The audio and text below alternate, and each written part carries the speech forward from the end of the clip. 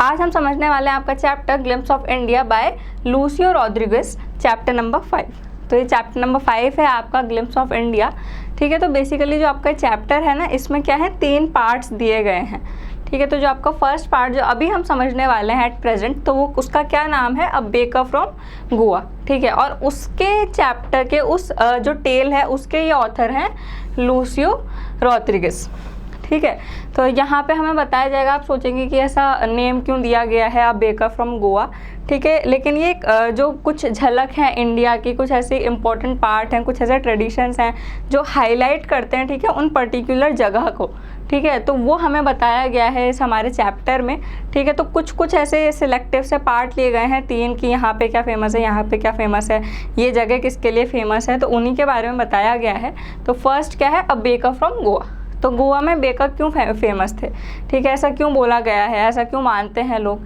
तो एक्चुअली हुआ क्या था कि जैसा कि आपको सबको पता होगा कि जो गोवा है, तो गोवा पे जो पोर्चुगीज़ हैं उन्होंने रूल करा था 450 ईयर्स, कुछ लमसम उन्होंने रूल किया था, उनका राज था। तो जैसा कि आप सब जानते हैं, जैसा कि हम सबको पता है कि इससे इंडिया पे ब्रिटिशर्स ने रूल करा था।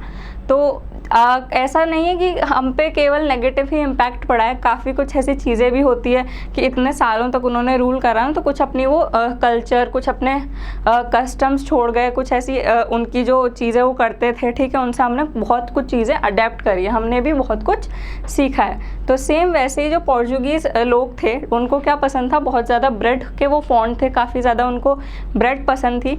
ठीक है, तो वो चीज़ वहाँ पे रह गई और वो कल्चर अभी तक भी गोवा में चला आ रहा है, और उसके लिए गोवा फेमस है। किसके लिए, बेकर के लिए, और उनकी जो वैरायटी ऑफ ब्रेड्स हैं, ठीक है, तरह तरह की जो ब्रेड की वैरायटीज़ हैं उनके लिए।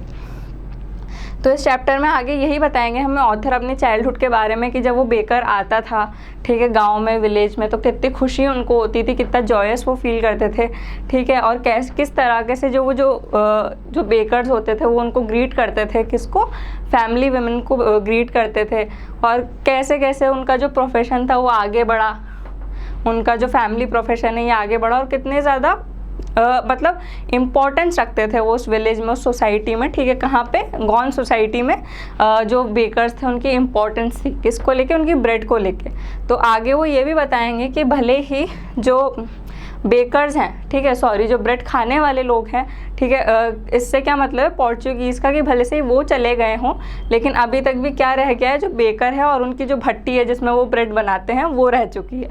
तो यही हम पढ़ने वाले हमारे चैप्टर में। तो so now let's see and pay attention. तो सबसे पहले आप देखेंगे theme of the chapter. This chapter is a pen portrait of a traditional gone village baker who still has an important place in the society. तो ये chapter क्या है, किसी टिपिकल गॉन बेकर की जो है इम्पॉर्टेंस बताई गई है सोसाइटी में, कि वो अभी तक भी उनकी सोसाइटी में कितनी ज़्यादा इम्पॉर्टेंट है, मतलब कितने ज़्यादा वो लोग इम्पॉर्टेंट है और क्या इम्पॉर्टेंस रखते हैं। In this chapter the author describes the typical gone baker, his arrival and the Joy it brought. ठीक है, तो यहाँ पे ऑथर क्या बताएंगे, किसी टिपिकल गॉन बेकर, मतलब किसी टिपिकल जो बेकर हैं जो ब्रेड बनाते हैं उनके बारे में बताया गया है। ठीक है, और जब वो आते थे तो कितना ज़्यादा उनको खुशी फील होती थी, कितना ज़्यादा जॉयफुल वो फील करते थे। ठीक है, और आके वो किस तरीके से, see how he greeted the ladies and how the bread makers are still there carrying on the family profession. तो वो बताएंगे कि किस तरीके से जब वो आते थे तो जो फैमिली वुमेन होती थी, मतलब फैमिली वुमेन कौन हो गए, जो लेडीज़ होती थी फैमिली में, ठीक है, आपकी मदर हो गई, आपकी ग्रैंड मदर हो गई, तो उनको वो कैसे ग्रीट करते थे। अब कैसे ग्रीट करते थे उनको, जब भी वो आते थे, जब भी उनका अराइवल होता था, ठीक है, तो वो क्या करते थे, गुड मॉर्निंग कह के उनको ग्रीट करते थे। उनका जो फर्स्ट सेंटेंस होता था वो क्या होता था, गुड मॉर्निंग। ठीक है, और कैसे ये जो प्रोफेशन है, मतलब बेकिंग का ये जो प्रोफेशन है, जो बेकर्स हैं, ये पीढ़ी दर पीढ़ी चलता आ रहा है अभी तक भी। The traditional cakes and breads baked during important occasions and festival depicts that baking is an integral part of the Goan culture. ठीक है, अब जैसे कि हर ओकेजन पे, कोई भी तीज त्यौहार हो गया वहाँ पे, तो हर ओकेजन पे वहाँ पे तरह तरह की जो ब्रेड्स थी वो बनती थी। तो इससे क्या पता चलता है कि जो बेकिंग है, ये जो बेक करने की जो कला है, ये इनका खुद का, मतलब एक अंदरूनी इनका एक कल्चर है, जो कि काफ़ी ज़्यादा इस कल्चर से ये लोग जाने जाते हैं, और ये डिपिक्ट करता है क्या, इनके कल्चर को। डिपिक्ट मतलब शो करता है, ठीक है, ऐसा दिखाता है इनके कल्चर को। नाउ सी, अब यहाँ पे क्या बताया गया है, आर एल्डर्स। अब आपको क्या करना है, अटेंशन पे करना है, क्योंकि यहाँ से आपका जो चैप्टर है, आपका जो फर्स्ट पार्ट है, ये स्टार्ट हो जाएगा पैराग्राफ नंबर 1 से। तो कुछ ऐसे टर्म्स भी आएंगे, कुछ ऐसे वर्ड्स भी आएंगे जो 1 मार्कर्स में आ सकते हैं, ठीक है आप, ठीक है, वो सब आपको याद रखना है। अब ऐसे कुछ डिफ़िकल्ट वर्ड्स तो नहीं है इस चैप्टर में जिनका मीनिंग आपको याद करना पड़े, आपको ईजीली सब कुछ समझ में आ जाएगा, लेकिन आपको एज अ क्वेश्चन आपको ये सब याद रखना होगा। Our elders are often heard reminiscing nostalgically about those good old Portuguese days। ठीक है, अब जो एल्डर्स हैं, यहाँ पे बताया गया कि एल्डर से कई बार हमने सुना होगा किन के लिए, जो ऑथर है वो याद करते हैं जो ओल्ड पोर्चुगीज़ जो डेज़ हैं उनको, ठीक है, जब जो उस टाइम पे जो पोर्चुगीज़ डेज़ होते होंगे उनको वो याद करते हैं।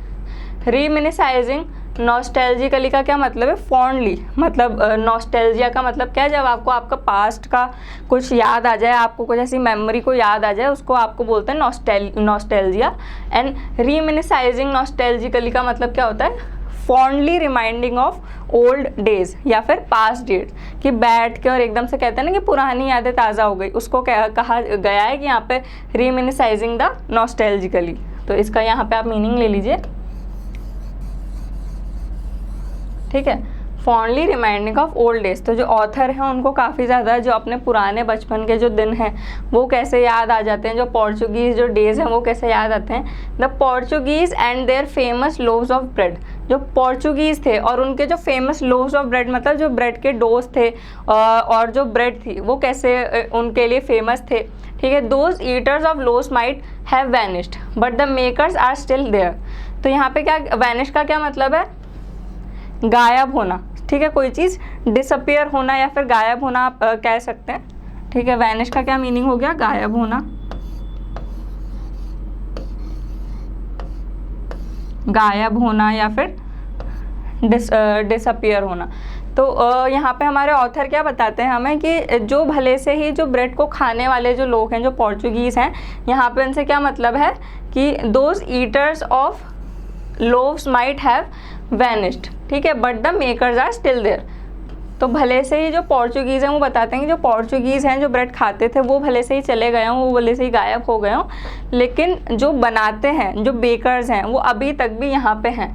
We still have amongst us the mixers, कि हमारे पास में अभी तक भी जो मिक्सर्स हैं वो हैं द मोल्डर्स, ठीक है। मोल्डर्स क्या होता है, जो ब्रेड के जो मोल्ड होते हैं ना, साँचा, ठीक है, मोल्ड को क्या बोलेंगे, जो साँचा होता है जिसके अंदर से ब्रेड निकलती है, जो तरह तरह के साँचे होते हैं वो अभी तक भी हैं।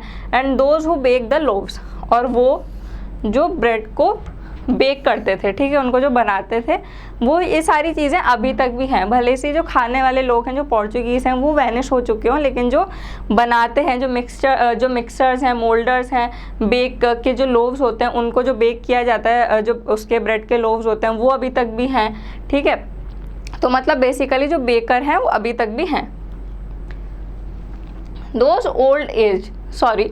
As old time tested furnaces still exist. तो यहाँ पे age old time tested furnaces का क्या मतलब है, फंडेंसेस किसे कहा गया है, भट्टी को, जिसमें ब्रेड बनाई जाती थी ना, भट्टी। तो वो ये बताते हैं कि जो पुराने ज़माने में जो भट्टी यूज़ होती थी ब्रेड को बनाने के लिए वो अभी तक भी है, ठीक है, ऐसा वो बताते हैं, ठीक है। The fire in the furnaces has not yet been extinguished.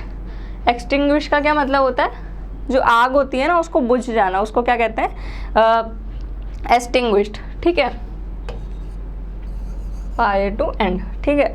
तो वो बताते हैं कि और जो उस भट्टी के अंदर की जो आग है वो अभी तक भी बुझी नहीं है, ठीक है, वो अभी तक भी चलती हैं और अभी तक भी उनमें जो ब्रेड्स हैं वो बनाई जाती हैं, वो बेक की जाती हैं।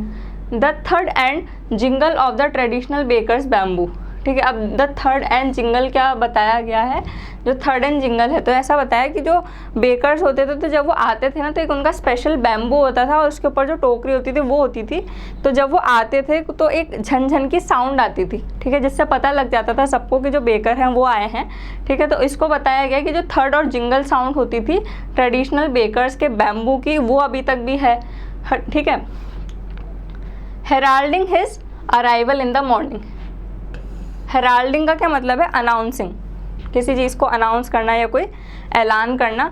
तो जब वो आते थे और जो अनाउंस करते थे कि हम आ चुके हैं, जो ब्रेड है वो ले लीजिए, ख़रीद लीजिए, जो भी उनका अनाउंसमेंट होता होगा वो अभी तक भी है। इसका मीनिंग आप देख लीजिए।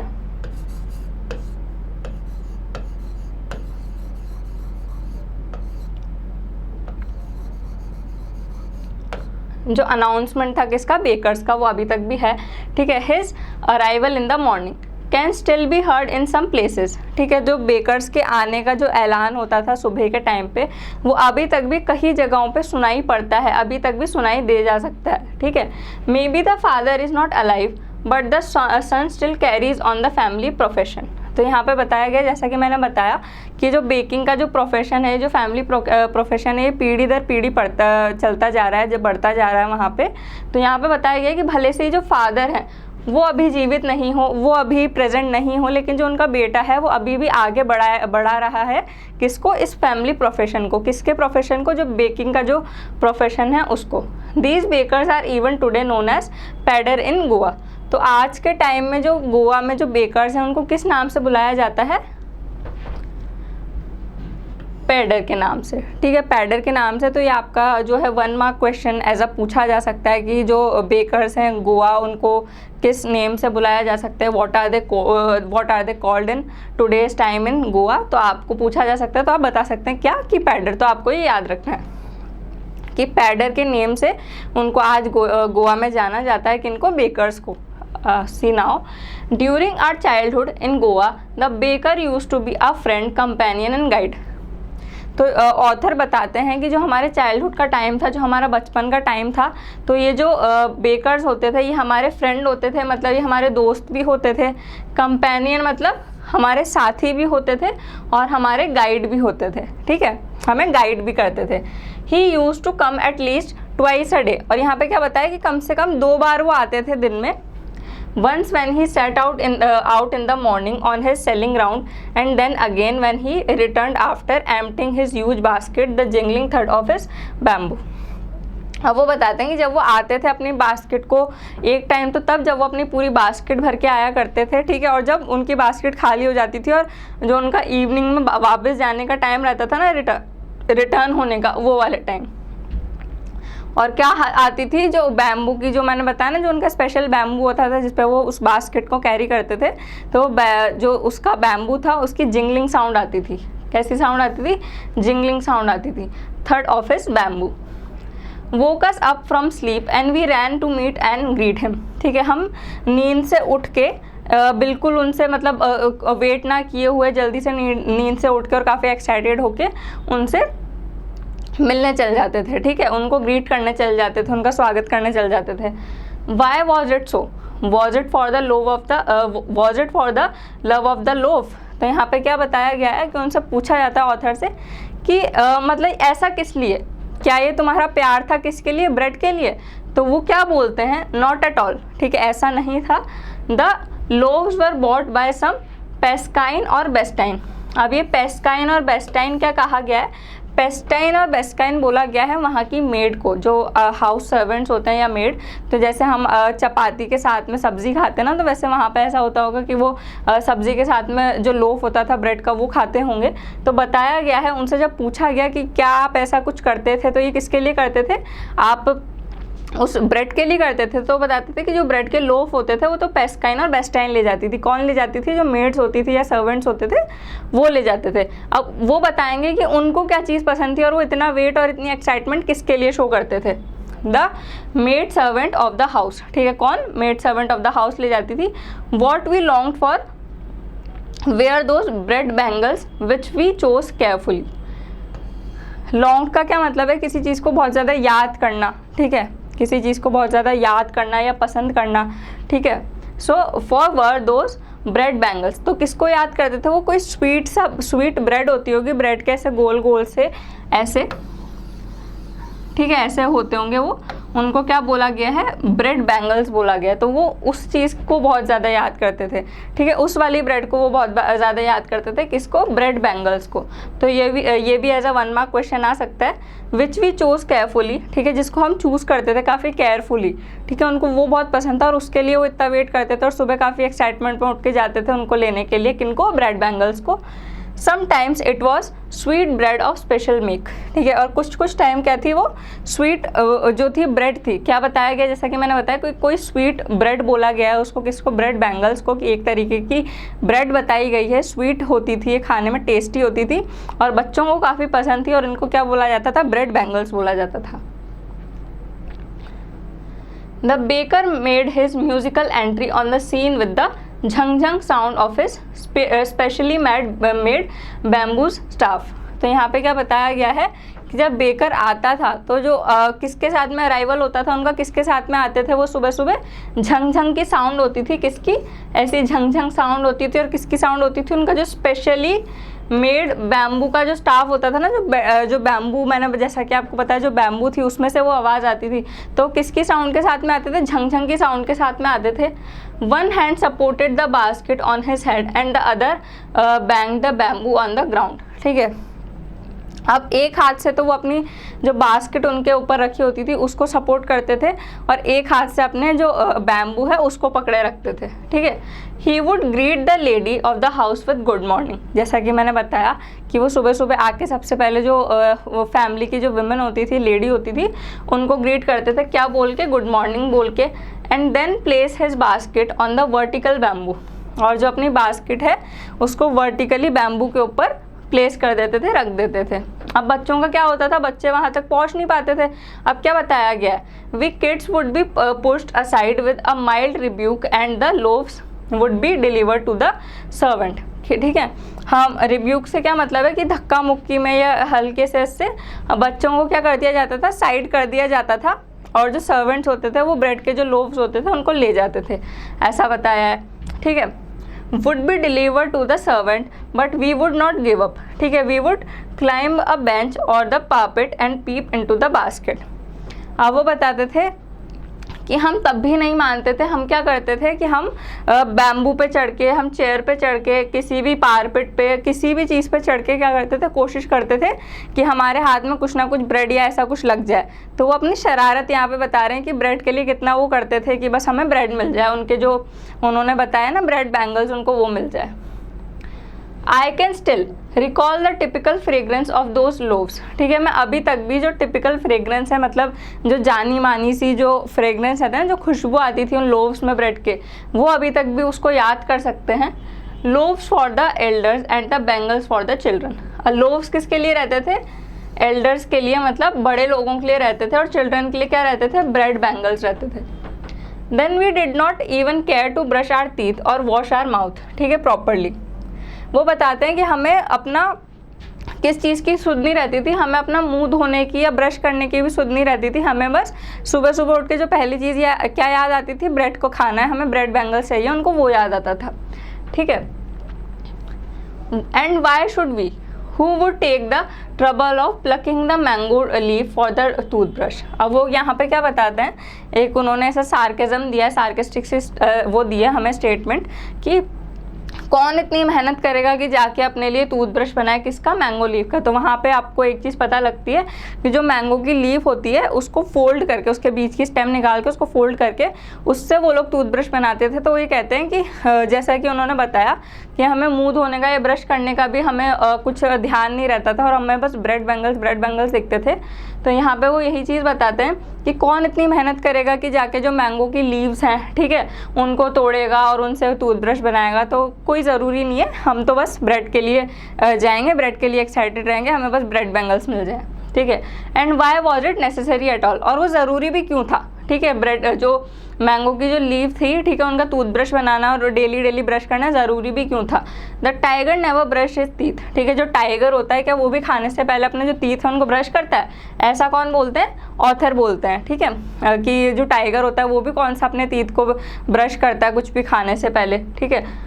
Hot T could wash and clean up everything so nicely after all. जो गरम चाय है वो सारी जो जर्म्स है ना, जो आपके मुंह में जो गरम चाय है वो मार देगी और आपका मुंह अच्छे से क्लीन कर देगी। तो जो जितना भी काम है ब्रश करने की कोई ज़रूरत नहीं है, जो आप गरम चाय पीते हो उससे हो जाएगा, आपका माउथ जो है वो उससे साफ हो जाएगा।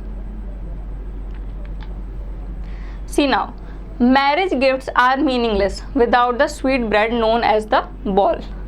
अब यहाँ पे जैसे ब्रेड बैंगल्स थे, वापस से एक और ब्रेड एक और वैरायटी आपके सामने आई है किसकी, ब्रेड की, और वो भी स्वीट ही होती थी, वो भी मीठी ही होती थी टेस्ट में, ठीक है, एज अ स्वीट उनको खाया जाता था और उनको क्या बोला गया, बॉल। तो यहाँ पे क्या उनका क्या नेम है, बॉल। तो ये भी आ सकता है 1 मार्क क्वेश्चन में। तो यहाँ पे ऑथर क्या बताते हैं कि जो शादियाँ थी, जो मैरिजेस थी, वो कंप्लीट नहीं थी, ठीक है, कोई भी गिफ्ट उनको कंप्लीट नहीं कर सकता था, मीनिंगलेस थे सारे गिफ्ट, जब बिना किसके, बॉल के। मतलब जब तक ये ब्रेड नहीं बनती थी ना, तब तक क्या था, जितने भी जो शादियाँ हैं वो फीकी हैं, और जितने भी जो शादियों में जो गिफ्ट्स मिलते हैं ना, वो क्या है, मीनिंगलेस है। जस्ट एज अ पार्टी और अ feast loses it's charm without bread, ठीक है, कि जैसे कोई पार्टी में, किसी पार्टी का या किसी भी जगह का जो भी आप मेला होता है, तो किसी भी चीज़ की वजह से वहाँ का चार्म या बिल्कुल भी जो मज़ा होता है वो ख़त्म हो जाता है ना, तो वैसे ही जो मज़ा है वो ख़त्म हो जाता था किसके बिना, ये बॉल है इसके बिना, ठीक है, जो ब्रेड का टाइप बताया इसके बिना। Not enough can be said to show how important a baker can be for a village, ठीक है, ये काफ़ी नहीं होगा सिर्फ ये कहना कि जो विलेज है, ठीक है, जो गांव है, उनमें बेकर्स कितना ज़्यादा महत्व रखते हैं, कितना ज़्यादा वहाँ पे जो बेकर्स हैं वो इम्पॉर्टेंट हैं। The lady of the house must prepare sandwiches on the occasion of her daughter's engagement. अब यहाँ पे जो ट्रेडिशन है, जो कल्चर है, वो बताया गया है कि जो वुमेन होती हैं हाउस की, जो लेडी होती हैं, ठीक है, वो अपनी बेटी के एंगेजमेंट में क्या बनाएंगी, सैंडविचेस प्रिपेयर करेंगी, केक्स एंड बोलीहंस, ठीक है, वहाँ की कोई डिश होती होगी बोलीहंस, ठीक है, तो केक्स बनाती होंगी और बोलीहंस बनाती होंगी। Are a must for Christmas as well as other festival. और ये जो केक्स और बोलीहंस हैं, ये कौन से, क्रिसमस और बाकी के जितने भी ओकेजन या त्यौहार होंगे सब में बहुत ज़्यादा इंपॉर्टेंट होंगे, ऐसा बताया गया है। Christmas as well as other festivals, thus the presence of a baker's furnace in the village is absolutely essential. Essential मतलब a very important, ठीक है, very life saving, बहुत ज़्यादा important। तो यहाँ पे जो हमें ऑथर है वो यही बताते हैं कि इसी वजह से, ठीक है, कि जो लेडी होंगी हाउस की, वो अपनी डॉटर के एंगेजमेंट पे जो है क्या प्रिपेयर करेंगी, सैंडविचेस प्रिपेयर करेंगी, क्या बनाया जाएगा क्रिसमस पे और बाकी के जितने त्यौहार होंगे, जो केक होंगे और ये बोलीहंस होंगे, ये बनाए जाएंगे, और जो मैरिजेस होंगी, जितनी भी शादियाँ होंगी, किसके बिना फीकी होंगी, ये जो स्वीट सी ब्रेड है बॉल, इसके बिना फीकी होंगी। तो सीधा सीधा जो मतलब है वो क्या निकल के आता है कि जो बेकर की जो फर्नेस है, मतलब जो बेकर की जो भट्टी है, उसके बिना, ठीक है, काम नहीं चल सकता, और विलेज में कितनी ज़्यादा इम्पॉर्टेंट है, उनकी जो इम्पोर्टेंस है वो बताई गई है। The baker of bread seller of those days has a peculiar weird dress, ठीक है, known as the kabai। अब sorry, weird is not the word to use है, ठीक है। अब यहाँ पे क्या है, जो पेक्यूलर बताया गया कि जो ड्रेस बताई गई है कि उनकी जो अपीयरेंस थी वो कैसी होती थी, उनका जो आउटफिट होता था वो कैसा होता था। तो वो क्या बताते हैं हमें ऑथर कि जो बेकर होते थे उनकी क्या होती थी, जो ड्रेस होती थी, उनका जो ड्रेस कोड होता था, जो वो ड्रेस कैरी करते थे, वो क्या होती थी, एक नी लेंथ ड्रेस होती थी, मतलब एक स्कर्ट टाइप की ड्रेस होती थी जो कि स्टार्ट होके कहाँ पे एंड होती थी, आपकी जो नीज़ है, उनकी जो नीज़ होती होगी वहाँ पे एंड होती थी। पेक्यूलर का मतलब क्या होता है, वियर्ड, मतलब अजीब सी, ठीक है। तो काफ़ी ज़्यादा वियर्ड सी, अजीब सी एक ड्रेस होती थी जो कि नी लेंथ तक की होती थी, मतलब घुटनों तक आती थी। तो उस ड्रेस को क्या बोला गया, कबाई।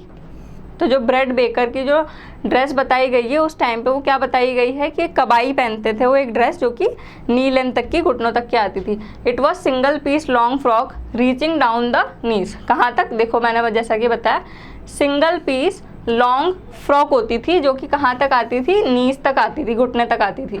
इन our childhood we saw bakers wearing a shirt and trousers which were shorter than full length once and longer than half pants. ठीक है, अब यहाँ पे क्या बताया है कि हमारे टाइम में, मतलब जो ऑथर बताते हैं कि हमारी चाइल्डहुड में जब हम बेकर्स को देखते थे तो वो क्या पहनते थे, वो एक शर्ट पहनते थे और ट्राउजर्स पहनते थे नीचे, जिनकी लेंथ क्या होती थी, जो नॉर्मल आपके जो एंकल तक के ट्राउजर्स होते हैं ना उनसे थोड़ी छोटी होती थी, और आपके जो शॉर्टर ट्राउजर्स होते हैं उनसे थोड़ी बड़ी होती थी। मतलब वो कैसे होते थे, कैपरी की तरह होते थे। ठीक है, यहाँ पे बताया भी गया है Anyone who wears a half pant which reaches just below the knees invites the comment that he is dressed like a pedder। ठीक है, और बताते हैं कि उस टाइम पे अभी भी आजकल एक कैपरी वाला फैशन चला आ रहा है ना, तो आज भी अगर उनके बताते हैं कि उस टाइम में जब भी कोई ऐसा पहनता था ना, कि जब भी कोई ऐसा ट्राउज़र पहनता था जिसकी लेंथ क्या होती थी, जो नीज़ हैं, जो घुटनों से उस ट्राउज़र की लेंथ थोड़ी बड़ी होती थी, तो सब उनको देख के क्या बोल देते थे कि ये तो पैडर है, मतलब ये तो बेकर की तरह दिख रहा है, ये तो बेकर के जैसा दिख रहा है। तो सोचिए कितने इंपॉर्टेंट रहे होंगे और कितने ज़्यादा उस टाइम में असेंशियल होंगे बेकर्स हमारे। The baker usually collected his bills at the end of the month. ठीक है, monthly accounts use to be recorded on some wall in pencil. अब यहाँ पे क्या बताया गया है कि जो अर्निंग्स होती थी बेकर्स की वो कैसे होती थी, कैसे वो अर्न करते थे। तो जो बेकर होते थे वहाँ पे बताया कि वो डेली डेली आते थे ना, तो डेली डेली पैसे नहीं ले लेते थे ब्रेड बेच के, वो अपना एक मंथली मतलब पूरा महीने भर का एक अकाउंट रखते थे अपने पास में। और वो भी बताएंगे कि कैसे रखते थे।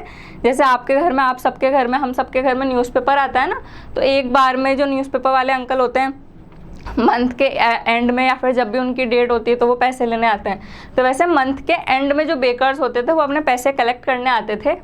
ठीक है, और वो कहाँ पे लिखे जाते थे, जो उनके जो हमारे घरों की, जो उनके टाइम पे जो घरों की जो वॉल होती थी ना, उसके ऊपर पेंसिल से वो पूरा, जो लेडी होती थी या जो भी वुमेन होती थी, वो पूरे महीने भर का हिसाब करके रखती थी कि इतने पैसे हो गए और इनको इतने देना है। तो वो बेकर्स क्या करते थे, मंथ के एंड में आके ले जाते थे। तो ये चीज़ भी पूछी जाएगी कि जो मंथली अकाउंट्स होते थे how were they recorded in those days. तो यहाँ पे बताया भी जा सकता है। ठीक है, तो आपसे पूछा जाएगा recorded on some wall in pencil, किसी वॉल पे रिकॉर्ड किए जाते होंगे, किससे, पेंसिल से। Baking was indeed a profitable profession. ठीक है, इन द ओल्ड डेज। ठीक है, प्रॉफिटेबल मतलब फ़ायदेमंद। ठीक है, जो बेकिंग होता होगा वो काफ़ी ज़्यादा प्रॉफिटेबल, फ़ायदेमंद काम होगा कब, उस समय में। ठीक है, काफ़ी ज़्यादा प्रॉफिट होता होगा, काफ़ी ज़्यादा फ़ायदा होता होगा उस बेकिंग वाले काम से। The baker and his family never starved. Starved मतलब भूख के कारण मरना या भूख से तड़पना। ठीक है, ठीक है, सी डाई ऑफ हंगर। तो यहाँ पे क्या बताया गया है कि जो ऐसा बोलते हैं ऑथर कि जो बेकर होते होंगे ना, कोई भी बेकर को कभी भी भूख से मरने की ऐसी हालत नहीं आई होगी, कभी भी किसी बेकर ने स्टार्व नहीं किया होगा। ठीक है, कभी भी कोई बेकर जो है भूखा नहीं सोया होगा। क्यों? He his family and his servants always looked happy and prosperous. ठीक है, मतलब और हमेशा जो भी बेकर्स होते होंगे ना, उनकी वाइफ, उनकी फैमिली और उनके चिल्ड्रंस हमेशा खुश और भरे पूरे दिखते होंगे हमेशा। मतलब ऐसा होता है ना कि किसी के पास में कोई फाइनेंशियली अगर परेशान होता है तो उसके फेस पे शो होती है टेंशन, या आप देख सकते हो कि वो कितने परेशान हैं। लेकिन नहीं, ऑथर बताते हैं कि कभी भी कोई जो बेकर है वो भूखा नहीं मरा होगा। हमेशा उनकी जो अर्निंग रहती होंगी वो अच्छी रहती होंगी, और हमेशा उनके जो बच्चे हैं या उनकी बीवी या जितने भी सर्वेंट्स वगैरह सब देखे गए होंगे ना, हमेशा भरपूरे और प्रॉस्पेरस, मतलब अच्छे से कमाई होती होगी, और वो सब देखा गया होगा। Their plump physique was an open testimony of this. ठीक है, अब उन्होंने इस चीज़ को कैसे कंपेयर करा है कि जैसे आप किसी इंसान को देखते हो ना, जो कि अच्छा हेल्दी सा रहता है, फैट सा रहता है, तो अपन सब बोल देते हैं कि अरे खाते पीते घर का है। ठीक है, तो वैसे ही ये बताते हैं कि इस चीज़ को कैसे, कि जो बेकर्स हैं उनके पास में हमेशा अच्छी अर्निंग रहती है, हमेशा अच्छा कमाते हैं और हमेशा खुश रहते हैं। ठीक है, तो इस चीज़ को किससे कंपेयर करा गया है कि वो जो बेकर्स जितने भी होते होंगे ना, उन्होंने, ऑथर ने बताया कि वो हमेशा फैट, प्लम्प मतलब हैप्पीली फैट, मतलब भरा पूरा सा उनका शरीर देख के ऐसा पता लग सकता है कि हमेशा खुश रहते होंगे। ऐसा भी बोला जाता है कि जो इंसान हेल्दी रहता है, मोटा ताज़ा सा रहता है, वो खुश रहता है। तो इस वजह से भी पता लगता है ये चीज़ कि जो बेकर्स होते थे वो काफ़ी ज़्यादा प्रॉस्पेरस होते थे और प्रॉफिटेबल प्रोफेशन था उस टाइम में। Even today any person with a jackfruit, like jackfruit मतलब कटहल, जैक फ्रूट किसको बोलते हैं, कटहल को बोलते हैं। ठीक है, like physique appearance is easily compare to a baker. तो अब वो क्या बोलते हैं हमारे ऑथर, वो बोलते हैं कि आज के टाइम में भी अगर किसी की जैक फ्रूट जैसी, मतलब कटहल जैसी फिजिक होगी ना, कोई अगर मोटा सा इंसान होगा, तो उसको देख के लोग क्या बोलेंगे कि अरे ये तो बेकर की तरह है, मतलब बेकर के जैसा दिख रहा है ये, तो उसको किससे कंपेयर कर लिया जाएगा, किसी बेकर से कंपेयर कर लिया जाएगा। तो आप देखिए कि कितने ज़्यादा इंपॉर्टेंस जो है जो बेकर हैं वो रखते होंगे फैमिली में। ठीक है, फैमिली उस सोसाइटी में, ठीक है, क्या उनका महत्व होगा और कितना उनको लोग एडमायर करते होंगे, ठीक है, उनकी स्किल्स के लिए, और वो जिस तरीके से बेक करते थे उनकी ब्रेड्स के लिए कितनी ज़्यादा वो लोगों को पसंद थी। कि उनकी अगर जो ड्रेसिंग होती थी कि किसी ने अगर कैप्री जैसा कोई ट्राउज़र पहन लिया तो उसको कंपेयर कर लिया कि अरे ये तो पैडर जैसा दिख रहा है, या फिर किसी की फिजिकल अपीयरेंस ऐसी है, प्लम्प बॉडी है, जैक फ्रूट जैसा दिख रहा है, तो उसको क्या बोल दिया कि किससे कंपेयर कर लिया कि अरे ये तो किसकी तरह दिख रहा है, बेकर की तरह दिख रहा है। ठीक है, तो यहीं के साथ में जो आपका जो फर्स्ट पार्ट है ना चैप्टर का, अ बेकर फ्रॉम गोवा, वो तो यहाँ पे आपकी जो एक्सप्लेनेशन है वो एंड हो चुकी है।